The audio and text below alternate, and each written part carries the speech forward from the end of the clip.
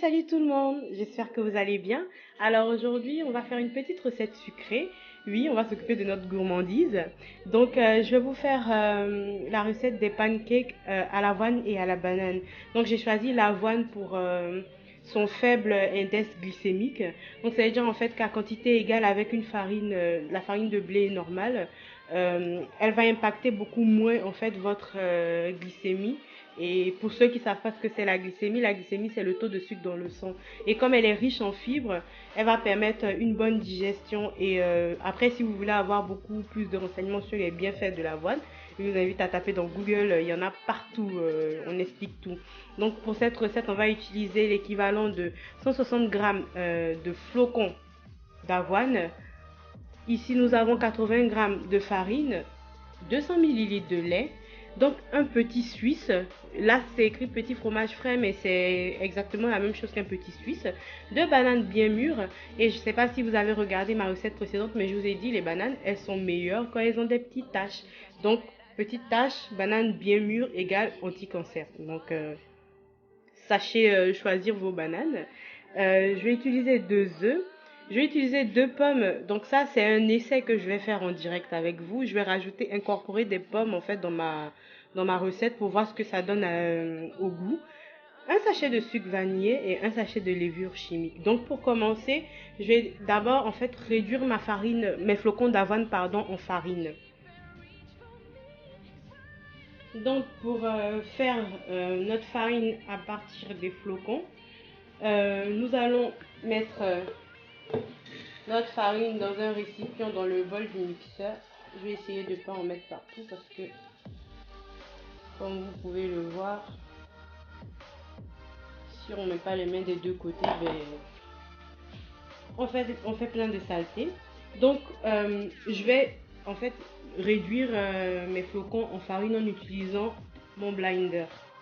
Alors pour ceux qui n'ont pas de blinder ou d'appareil à mixer ou on va dire pas procédé mécanique en fait, si vous n'avez pas d'appareil en général, ils vont se gorger de lait et ils seront beaucoup plus faciles à utiliser. Du coup, vous n'aurez plus besoin de rajouter de lait. Vous utilisez en fait cette base pour faire votre pancake. Mais moi, comme j'ai décidé de faire des pancakes à la dernière minute, ben, nous allons faire de la farine. Donc vous pouvez voir, hein, c'est déjà pas mal, mais je vais encore mixer un tout petit peu. Voilà, ma farine d'avoine est prête. Je vais la mettre dans un récipient. Donc nous allons venir récupérer notre farine d'avoine. Ouais, vous pouvez voir, hein, c'est de la poudre, carrément. Voilà.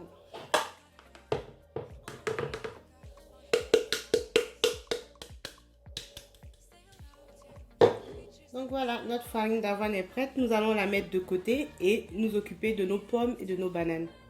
Donc nous allons venir éplucher nos pommes. Donc, au milieu de ma pomme.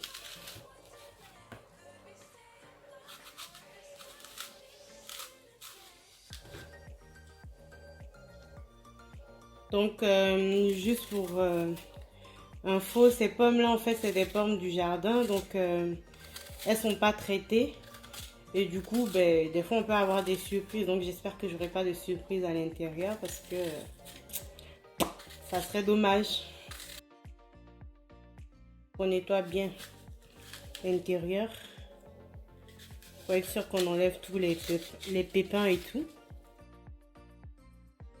Donc là, ma pomme, elle est prête. Je vais la découper en petits morceaux. C'est pas obligé que ce soit des morceaux, enfin, on va dire que ce soit parfait. Vous pouvez découper en morceaux grossiers, ça passe aussi. Et comme je vous ai dit tout à l'heure, c'est ma première fois d'essayer des pancakes avec des morceaux de pommes incorporés. Normalement, ça devrait être bon. Donc, on essaye. La cuisine, c'est des essais. On essaye jusqu'à ce que ça réussisse. Voilà. Et je vais répéter le processus en fait pour la deuxième pomme. Donc là, on n'a pas besoin de mettre de citron dessus. Même si ça brunit, c'est pas grave. De toute façon, c'est pour mettre dans mes pancakes et ça va aller en cuisson. Donc, c'est pas... On n'a pas besoin que nos pommes restent forcément blanches. Donc, voilà. Mes 2 pommes sont découpées. Je vais m'occuper de la banane. Donc, pour la banane, nous allons l'éplucher tout simplement. Avec une fourchette, nous allons venir hacher grossièrement notre banane. Donc, il n'y a pas besoin de l'écraser dans un mixeur. C'est pas nécessaire. Vous voyez, la banane, elle s'écrase assez facilement. Donc, et on ne veut pas que ce soit haché trop finement, en fait. On veut encore qu'il y ait des petits morceaux de banane qui se baladent quand même dans notre petite pâte. Voilà, notre banane est prête et nous allons pouvoir faire la recette. Donc, dans un bol, nous allons venir casser nos œufs. Et avant de mixer, nous allons rajouter notre petit suisse ou petit fromage frais. On va rajouter le sucre vanillé. Si vous ne voulez pas mettre de sucre vanillé, vous pouvez mettre de l'extrait, quelques gouttes d'extrait de vanille. Voilà. Et on va battre. Notre mélange est complètement homogène. Nous allons venir ajouter nos 200 ml de lait. Alors, nous allons commencer par la farine d'avoine.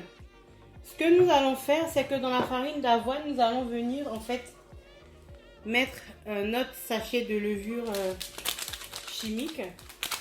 Donc, c'est l'équivalent de 7,5 grammes. Mais je pense pas que je vais tout mettre. Je vais mettre l'équivalent d'une cuillère à soupe. Ça sera suffisant pour la quantité de farine que j'ai. Voilà, je pense que ça suffit.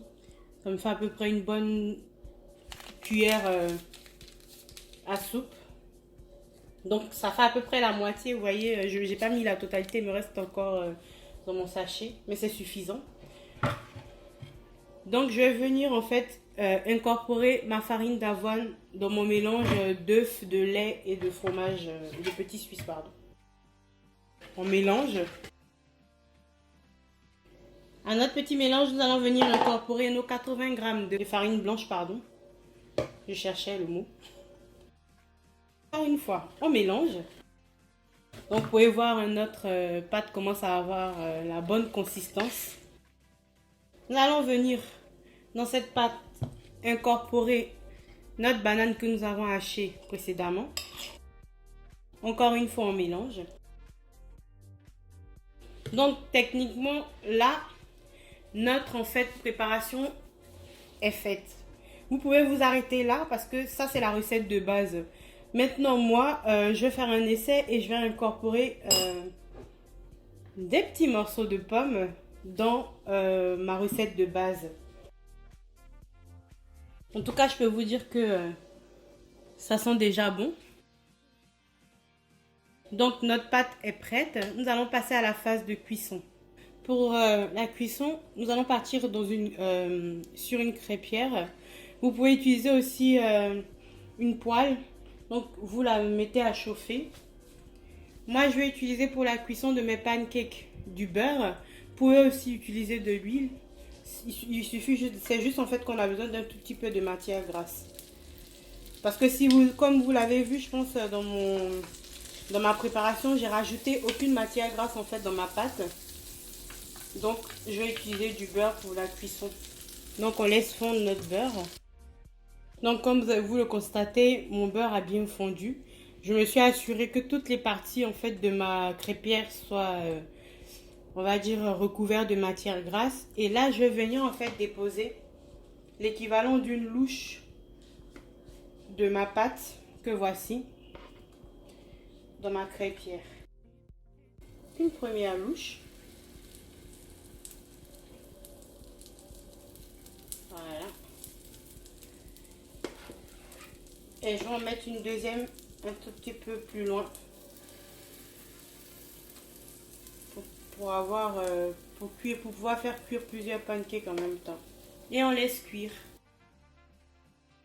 Donc j'ai démarré sur un feu en fait au maximum. Je vais le réduire à feu moyen pour éviter que mes pancakes ne crament. Parce que quand il y a de la banane en fait ou un élément sucré dans une pâte, elle a tendance à plus vite caraméliser qu'une pâte normale.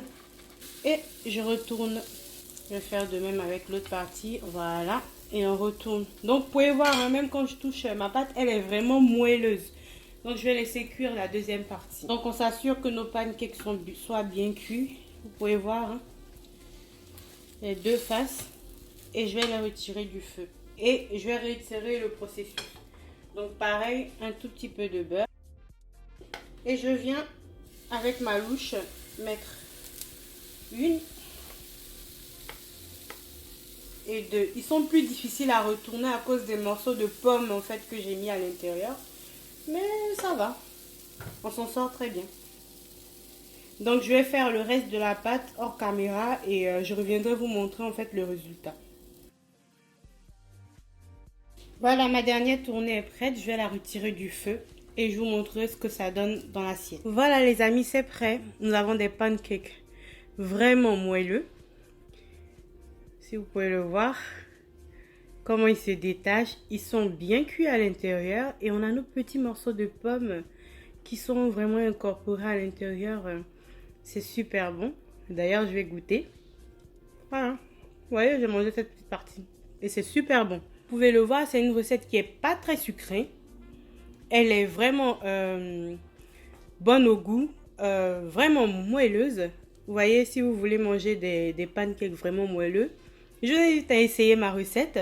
Et surtout, vous pouvez les faire pour des enfants, vous pouvez les faire au goûter, au petit déjeuner. Je veux dire, il n'y a pas vraiment de restrictions. Vous pouvez les faire quand vous voulez, avec vos enfants ou même pour vous tout seul. Hein, parce que moi, je le fais pour moi toute seule et c'est super bon. Donc voilà.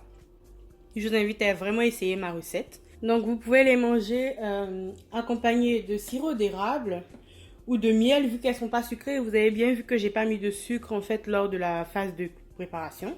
J'ai juste mis un petit sachet de levure boulangère, pardon, de sucre vanillé. Alors elle est pas du tout sucrée comme recette. Et donc moi quand je la mange, ce que j'aime faire c'est soit avec du Nutella ou ce que je fais c'est que comme vous voyez mes pancakes, je viens avec mon miel et je viens déposer un tout petit peu de miel par-dessus et je peux déguster mes pancakes. Alors les amis, si vous avez aimé ma recette du pancake à l'avoine et à la banane, je vous invite à liker ma vidéo, à me laisser des commentaires et surtout, n'hésitez pas à vous abonner pour être averti dès que je publie de nouvelles recettes. Et je vous souhaite un bon appétit et à bientôt. Bye bye!